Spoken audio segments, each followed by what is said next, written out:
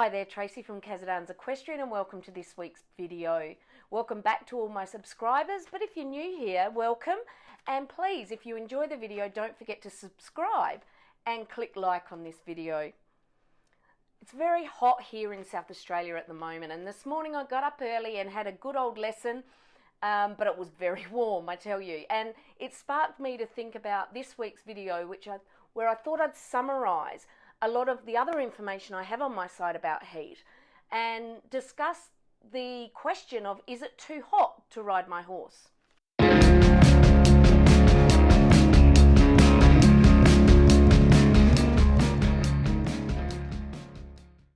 of the downsides to the horses being such an incredible athletes is that they do produce heat fairly well. In fact, they're great at heat production.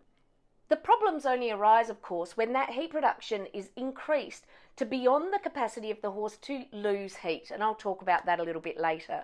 But they're so good at creating heat. In fact, so when you're feeding your horse, 30% of the energy that they're eating goes towards movement and the other 70% towards producing heat. So they produce a lot of heat. The important thing about this is that obviously the core body temperature likes to remain stable. So we need to not only increase heat, but then we need to lose it and keep that balance so that the core temperature doesn't increase too much.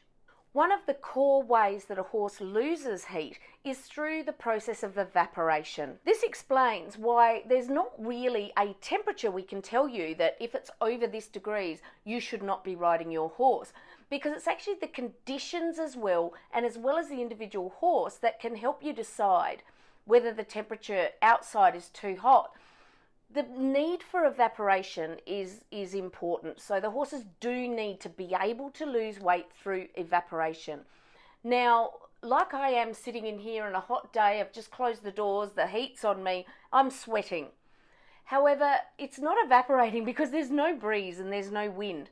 So if you're in a humid environment, that really does impact and reduce their ability to lose temperature through the process of evaporation. So as I said, thermoregulation is when the body's processes tries to balance the heat production and the heat loss to keep the core body temperature within a certain range, and this is very important for the body's functioning. When your horse is performing or exercising, an increase in temperature is actually not too bad, but only a slight increase. It does in fact help improve their performance. But as I said, if the heat production outweighs the ability of the horse to lose that heat, then the core body rises, and if it continues to rise beyond the optimum, then you can start to see signs of heat stress in the horse. And these are very important to look for. As the core body temperature rises, then the temperature of the muscles rise also. And then we start to get damage within the horse, and sometimes we get signs of heat stress. If they're ignored, signs of heat stress are ignored, then sometimes the horse can go on to suffer heat exhaustion. This is not just mild, this is a really big deal, and it can absolutely be fatal to the horse if left ignored. So what are the signs that you're looking for? A horse will increase its respiration rate, increase heart rate. Most importantly, look fatigued and feel fatigued. Please don't ignore your horse if you're riding in the heat and it starts to feel hot and fatigued. Quite often a horse can tie up or show tying up symptoms, and also they can actually reduce the sweat response, which doesn't help at all either. If your horse is showing any of these symptoms, stop riding, take the body's temperature. If you're at all concerned, you call a vet, because as I said, heat stroke, heat exhaustion in a horse can absolutely be fatal. Okay, so what's our management checklist? It's a bit hot outside, but we think we're going to ride. So what do we do as a check-off? Number 1, is your horse in good health? Number 2, is your horse acclimatized to the temperature that you're about to ride in? Is this a temperature that the horse has been in before and been ridden in before? Now, when I say acclimatization, it's not just has it lived in that weather, walking around a paddock. It's has it been ridden and exercised in this weather? This stuff needs to be built up slowly to allow the horse to acclimatize. So if your horse is not acclimatized, I don't recommend in the heat that you ride them. So yes, they are. You bring your horse in. Firstly, are you starting with a normal core body temperature? So take your horse's temperature before you ride. If it's elevated, it may not be such a good idea to ride your horse. Does your horse's diet include very balanced electrolytes? If it does, then the horse is likely to be going into this exercise with the right level of electrolytes. And also, is your horse hydrated? The little skin test, if you haven't seen it, my normal parameters video will show you how to do this.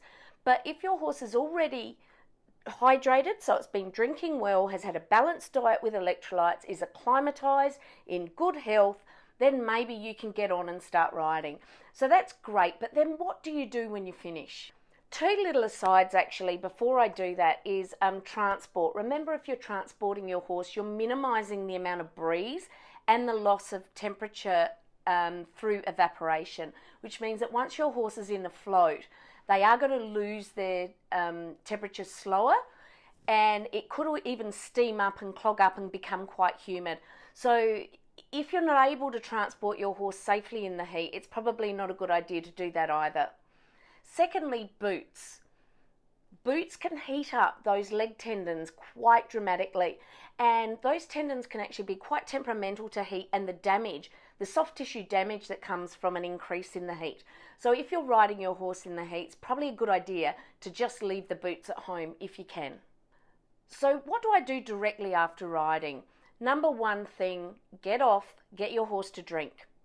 Preferably an isotonic solution, because that rehydrates the horse better. This does not help with replacing electrolytes.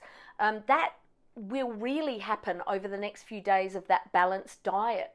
But it does help them absorb the water better if the solution is isotonic, which means an equal salt solution outside the cells to inside the cell. If your horse doesn't drink an isotonic solution, or you have never done that with them, then just water. You really want your horse to drink as soon as it can, possibly after exercise in the heat. This actually invokes the thirst response. They will then drink more and recover quicker.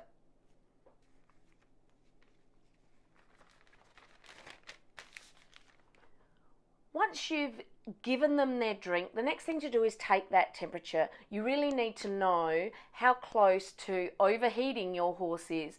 At 40 degrees, you need to cool your horse down. Anything much over 40 degrees and you're probably going to start seeing symptoms of heat stress. I'm going to repeat those again. The symptoms of heat stress: respiration rate increased, fatigue, you will see fatigue, increased heart rate, maybe less sweating and some tying up type symptoms.